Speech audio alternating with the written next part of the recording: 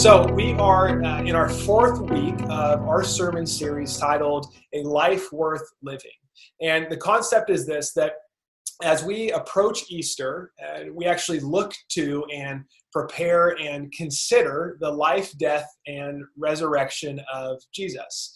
And in that, what type of life is he asking us to live as followers of Jesus?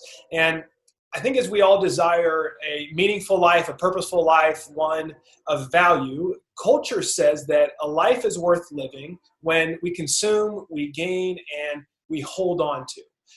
And what's interesting is when we actually look at the life of Jesus and some of his teachings, he would say that a life is worth living when we actually let go, we give up, and we release. Now, some of you know this, but I had the privilege of being the goalkeeper coach for Fresno FC in 2018 and 2019, a short-lived professional coaching career. Fresno FC was our first professional soccer team in Fresno. And as many of you know, they're no longer here, but I do believe that they're not the last professional team in Fresno, and I'm excited for whatever comes in the future.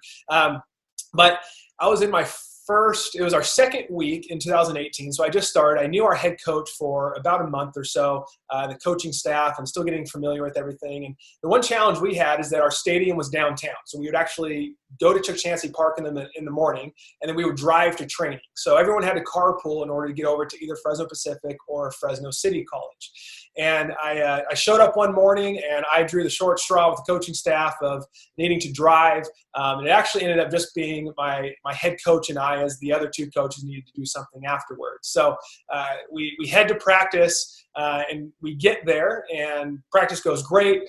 Adam and I jump in the car to get on the way back, and we merge onto the 180 off of, I believe that's Chestnut right there, to head back towards downtown.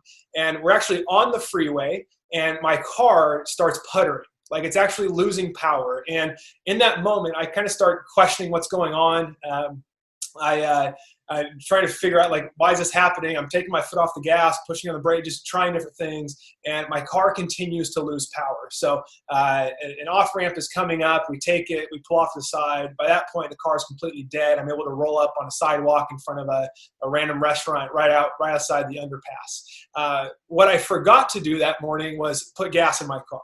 I had woken up a little bit late, needed to get to the stadium. My gas light came on the night before, and I figured, hey, I'm not going to be driving today. I'm going to get to the stadium and come home. But I didn't factor in that I would be driving the coaches. And then I told Adam, like, hey, I'll drive. I just need to get gas before we get to the practice field. And then I forgot to stop there also. And then I also forgot to stop after the practice field on the way back to the stadium. So long story short, we're sitting on the side of the road. This is my second week of knowing our head coach. He probably thinks I'm incapable at life at this point and is probably regretting hiring me as we sit in the sun it would be on the side of the road, and I'm trying to hitchhike to get closer to gas stations. We're actually like a few miles away from a gas station. So sitting out there, someone finally picks me up, go to the gas station, get some gas, come back, fill up, and head back. Now, the worst part about this is that our head coach was English. And I don't know if you know anything about the English, but they think they're quite funny, but they're witty people, and they like to make fun of you a lot. So I did not let this moment down for a very long time.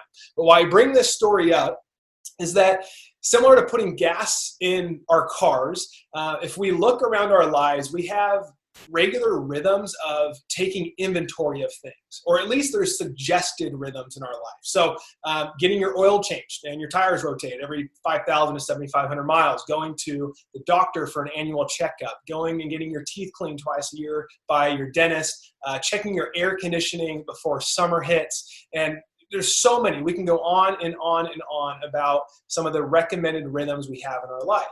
Now, when we have rhythms in our life to take inventory, to really to check on the health of something, to make sure it's operating at full capacity, what we're doing is we're prioritizing what matters to us, and really trying to prevent something from going wrong. And that could be the car breaking down, the AC going out in the middle of summer, us ending up in the hospital, whatever it is, we're trying to prevent that by having regular rhythms of taking inventory on things.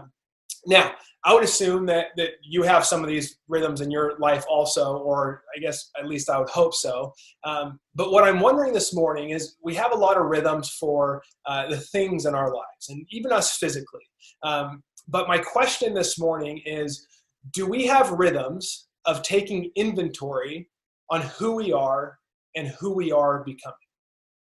Do we have rhythms in our life that help us pause and check the health of our soul, check the health of who we are, and check the health of who we are becoming?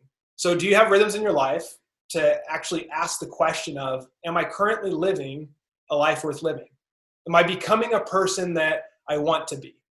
Am I becoming a better friend, a better husband or a wife, a better coworker or an employer, better father, mother, brother, sister, son, daughter, on and on and on? Am I becoming better? Provided that these are things that you actually desire. I know I do. I hope I can continue to live life at a full capacity. When was the last time you took inventory on this? When's the last time you actually paused and asked this question? And I just felt led just to give it a moment right now. Just think for a second.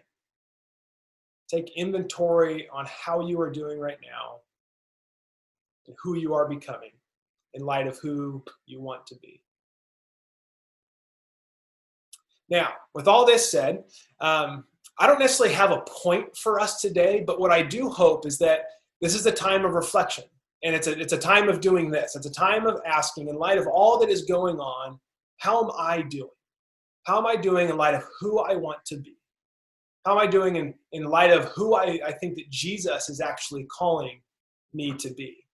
And oftentimes when we want to move towards something, if we want to grow in something, sometimes we have to let go of things. So what we're going to do this morning is actually look to Scripture and look at what Jesus is calling us to. In what ways is he offering us a way of living a life that's worth living? And in some ways, what is he asking us to give up so that we can actually step into this? So you can go ahead and turn to Luke chapter 16, and we're going to start off in verses 1 through 8. You can go in your Bibles. Hannah's also going to drop a link in the chat window. You can go ahead and click that, and that'll bring up the verses there. So Luke chapter 16, verses 1 through 8. Luke is one of the first 4 books in the second half of your Bible called the New Testament. And these are kind of the documentaries of Jesus' life and his teachings. And this is a moment that we've captured in this sermon series where they're on the road to Jerusalem. So they're heading towards where Jesus is going to be crucified. So Luke 16, 1 through 8. We'll read it together. Jesus told his disciples, "There was a rich man whose manager was accused of wasting his possessions. So he called him in and asked him, 'What is this I hear about you? Give an account of your management, because you cannot be a manager any longer.' The manager said to himself, 'What shall I do now? My master is taking away my job. I'm not strong enough to dig, and I'm ashamed to beg. I know what I'll do, so that when I lose my job here, people will welcome me into their houses.' So he called in each one of his master's debtors. He asked the first, 'How much do you owe my master?' 900 gallons of olive oil,' he replied. The manager told him, 'Take your bill, sit down quickly, and make it 450. Then he asked the second, 'How much do you owe?' 1,000 bushels of wheat,' he replied. He told him, 'Take your bill and make it 800. The master commended the dishonest manager because he had acted shrewdly. For the people of this world are more shrewd in dealing with their own kind than are the people of the light.'" So if we pause here and we start in the beginning, you can think of the manager as maybe a financial advisor or a CPA who has full access to make decisions on the wealthy master's behalf. It was very common in first century culture for this to happen, where the wealthy would have multiple servants who managed all of their affairs, and they would essentially be hands-off in a lot of ways. Now, somewhere along the line, this manager started to waste possessions, and word got back to the master. So the master goes to him and wants to check in on things, and essentially tells him to wrap up the books and finish what you've been doing, because you're out of here. Now, in verses 2 to 4, it says, "The manager said to himself, 'What shall I do now? My master is taking away my job. I'm not strong enough to dig, and I'm ashamed to beg. I know what I'll do so that when I lose my job here, people will welcome me into their houses. Now, like many of us right now, this manager's life has just been turned upside down. Like so many of us today, this life had just taken a complete 180. Some of you may have actually faced this exact reality, that you've been laid off given our current circumstances, that you actually do not have an income right now.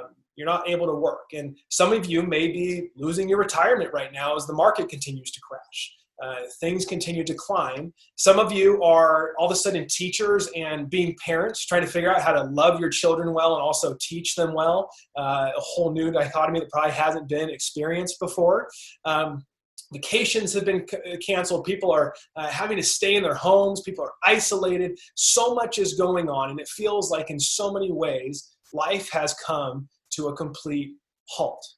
Now, wherever you are today and whatever's going on in your life, like the manager here, our lives are filled with uncertainty. In so many ways, as we look forward, there was a lot of unknown. Now, the manager, he worried about his ability to have security in another job. And he comes up with this plan where essentially he's generous to his master's debtors to go and find favor in their eyes at the cost of someone else who's his master. And in his great plan here is that he'll find favor in their eyes. They'll like him so much, others will recognize it, and then he'll just be able to ask them for a favor later on because he has found favor in their eyes. Now, I would ask you this morning, and just reflecting on that, how are you handling your uncertainty right now? In the face of the unknown, in the midst of any anxiousness or fear regarding the future, as we continue to move forward, how are you responding to those feelings? Do you feel the need to self-preserve? Are you finding security in the resources that you have, or maybe even the resources that you're trying to get? And then the next question, if you're responding in certain ways right now, what happens if things get worse? As right now, the spread of COVID-19, the pandemic that we're in right now, it's not showing any signs that it's going to be slowing down anytime shortly. What happens when things escalate? What happens when it becomes closer to home? How are we going to respond then? So in this time of reflection this morning, how are you responding now? How do you want to be responding? And how do you hope to respond here in the near future, in this time of uncertainty? Now, here's what's crazy. In verse 8, Jesus is telling this parable to his disciples, and there's a lot of people listening, the religious leaders and others. And he says this. He goes on to continue the story in verse 8. The master commended the dishonest manager because he had acted shrewdly. For the people of this world are more shrewd in dealing with their own kind than are people of the light. I think it's fair enough to ask the question of what is going on here?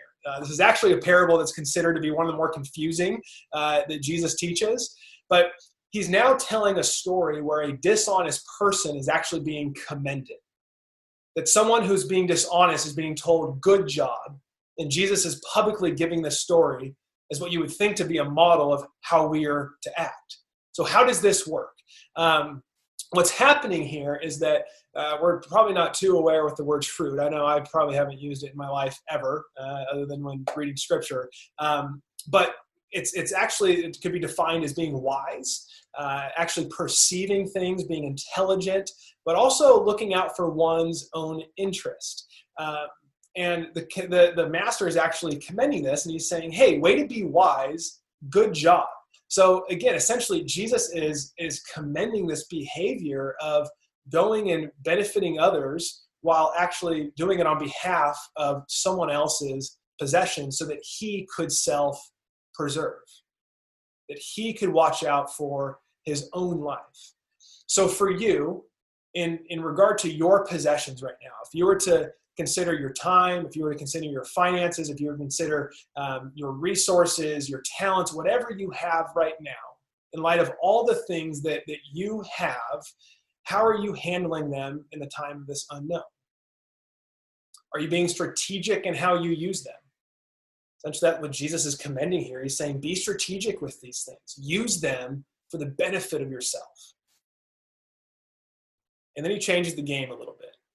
In verse 9, I tell you, use worldly wealth to gain friends for yourselves, so that when it is gone, you'll be welcomed into eternal dwellings.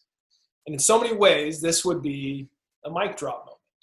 So what Jesus has done here is he's invited his disciples, he's invited his Pharisees into this story where he's commending this behavior where the Pharisees are like, yeah, that's good. We want to be commended for this. We want to look out for number one. I'm sure his disciples probably felt this cultural pressure also. He starts to bring them in, and then he says, guess what? I do want you to be shrewd. I do want you to be wise with your resources. I want you to be intelligent, and I want you to look out for interests, and I want you to be strategic in how you handle your time and your talent and your treasures. I want you to be shrewd, but do not use it just to gain prestige and status and success and to hold on to comfortability here and now. Use it so that you can make friends who will then invite you into eternal dwellings. See, the manager was looking out for number one. He was looking out in short term saying, how am I going to provide for myself? How am I going to stay comfortable? In this unknown season, what could I hold on to that I can control? And what Jesus is saying is, yeah, do those things, but it's not about now. Because you can focus on that and you can miss out on eternity. You can be invited into homes now, but are you going to be invited into the homes of those that you've made friends with, that you actually get to give your resources to, that you actually get to share your resources with? So here's my insight for this morning that I want us to walk away with. I think the biggest question here is, what is Jesus commending? What is he actually saying, good job to, and I want you to do this? Now, earlier in the text, there was a change in the manager's behavior. He took in the master's debtors, and he started to lower what he owed the master. He started moving things. He started collecting. But one thing he was doing in that moment is he was also blessing them. He was also being gracious. He was also forgiving some of their debt. And I think there's two parts here. One, I think the master could be commending that. The master also wants to see his possessions get moved. He wants to see his debts get back to him. And so I think the master is happy to receive things. But I would say, if we put ourselves in the shoes of the manager and we looked at the master as God or as Jesus, he's given us possessions. He's given us our life. He's given us the things that we own, the things that we hope and that we dream for, the things that we have now and the things that we attain to have. He's given this life that we hope to be meaningful and valuable and impactful. And what he has said is spend it. Spend the life that I have given you. Spend the things that I have given you. Give them away to others so that they can be benefited. Give them away to others so that they can be forgiven, that you can actually show grace for them and mercy. So what changed in the manager's eyes, when you think about this one, you can hear the phrase, something along those lines of like, hey, it's fun to spend money, but it's actually more fun to spend someone else's money. And this is what the master has done, is he started acting like it doesn't matter to him. He just needs to get rid of this stuff so that he can actually find favor in someone else's eyes. So this morning, there's a change in how we view our possessions that I think God is asking us to actually view and consider.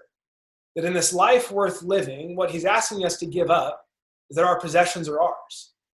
To go even a step further, that our life is ours.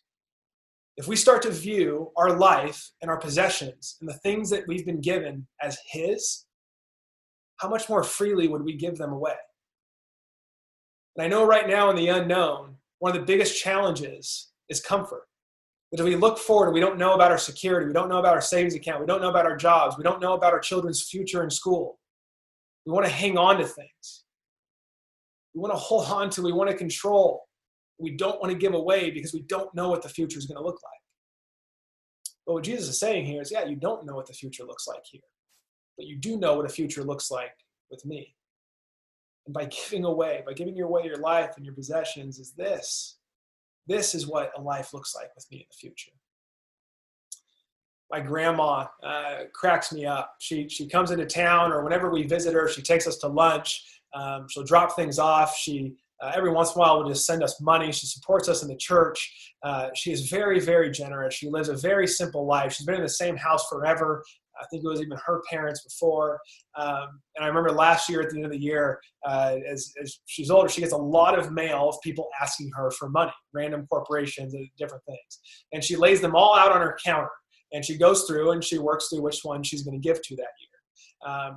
But one thing she always says, no matter whether she's spending money on someone that she loves or giving away to a random organization that sent her an envelope, is she always says, "Thank you, Charlie," because her last husband passed away a number of years ago, but in his passing, he has left her with an inheritance. And what she does is she views everything as a way to give away what she's been left with. She doesn't view the bank account that she has, the money that is there, the resources that she's been given. She doesn't view them as hers. She lives very simply and has means and providing for, a roof over her head and some food. But what she does is she gives the money away. She gives it away because she knows. Uh-oh. Sorry, guys. I think my camera died. So with that said, she gives it away knowing that she's been given to so much, and she gives away freely. Now what happens in this time, in this cultural moment, what we're faced with is that our comfortability, the things that have mattered to us for so long, the rhythms that we've been in are at jeopardy right now. We're actually being faced with an unknown future where our health can be compromised. The health of our loved ones can be compromised. A continued market crash is going to compromise our savings account, our jobs, our security in all ways. Eugene Peterson says, the whole point of being a person of faith is not to be as comfortable as possible, but to live as deeply and thoroughly as possible right where you are. So I want to challenge us in this, that right now, one of the greatest resources most of us have is time. As we've been ordered to stay at home, as we're probably spending more time with families. Now, a lot of people are still working tremendously hard, those essential services. But most people right now, especially in America, have been quarantined. You have a lot of time on your hands. Now, we have choices. How we use our time right now is either a kind of a model of self-preservation, like the manager we see in the story, or it's a model of growing in self-sacrifice and preparing for what we can give away. This is a time that we may never get back. This is a time that we have a choice to use it however we like. We can Netflix, we can continue drinking microbrews, we can play all the random games and the engagement on Facebook, we can continue to just buy time. Or we can take this opportunity to ask the question of, are we living a life worth living? Are we the husband or the wife that we want to be? Are we the friend and the coworker that we want to be? Are we the mom or the dad that we want to be? Whatever it is, the brother, the sister, the relative, the son or the daughter, looking at the life that you want to live, I would encourage you to use this time intentionally, the resources that we have at most, and use it to prepare that you continue to grow and being a blessing to others. This is a pivotal moment in our cultural context and in what we're going through. And I think as followers of Jesus that we have a chance to not just press into a reality that has anxiousness and uncertainty and fear, but we can actually press into a reality that he offers that's filled with love and goodness and beauty. And in this story, what we see is the resources that we've been given, the life that we've been given is not ours. We've been given to spend it. Now that looks different for all of us. And I don't know exactly what it looks like for you, but it could look like, if you're young and healthy, helping someone that is not. If you have time on your hands and you have relationships that you want to mend, or you want to work on being more connected with close friends and family, plan to send some messages this afternoon. There's a number of ways that you can go about this. Find ways to actually befriend one of your neighbors and press into that relationship. Whatever it is, I encourage you to start that now. And there's a few ways which we can do that. First of all, there are rhythms that we can start building into our life. And one of those I would encourage you to be a daily examine. We hand these out one Sunday, but what this is it's a card to walk through, to pause in your day, to pause in your month, to pause in your year, and reflect on where you're at in your life. How is your soul doing? How are you doing with your life, who you are and who you want to be? Another great way is to ask someone close to you. If you want to know how you're doing as a husband, ask your spouse. If you want to know how you're doing as a friend, ask a close friend. Hey, are you feeling loved? Are you feeling encouraged? Whatever that is, let people speak in that you trust to your life and take that in consideration in who you want to be. And then lastly, in this kind of this time that we have, I think you can prepare in prayer. Actually going to God and asking him, God, can you help me to use this time intentionally? Can you help me to use this time for you? Can you help me to use this time for others? I don't want to waste this maybe once in a lifetime moment where I have this extra time on my hands. I want to be shaped. I want to be transformed. I want to be made better. I want to step further into this life worth living that Jesus calls us to. And what happens in this, when we shift out of seeing our possessions and our life as our own, and we shift into seeing them being a gift that we were given so that we can give away, we actually find a constant and a certainty in the change and the uncertainty that we face day to day. You see, the uncertainty that we have, that we hold on to our bank accounts and our jobs and our security and all the things that we can expect and control. When those things start to wave, our hope starts to waver. Our joy starts to waver. Our peace starts to waver. When we shift into seeing everything as something that we can give away our entire lives as a constant, that does not change. I would encourage you to, whatever that looks like, start to press into this morning. So what we're going to do now is we're going to shift into about 2 minutes of worship. And what I want us to do is just reflect on two questions this morning. The first one, and Hannah's going to put them on the screen, is that how did God speak to you this morning? Through this message, through this time of worship, whatever it was, how did you feel God actually speaking to you? What was he saying to you during this time? And then secondly, how do you feel led to actually respond to that?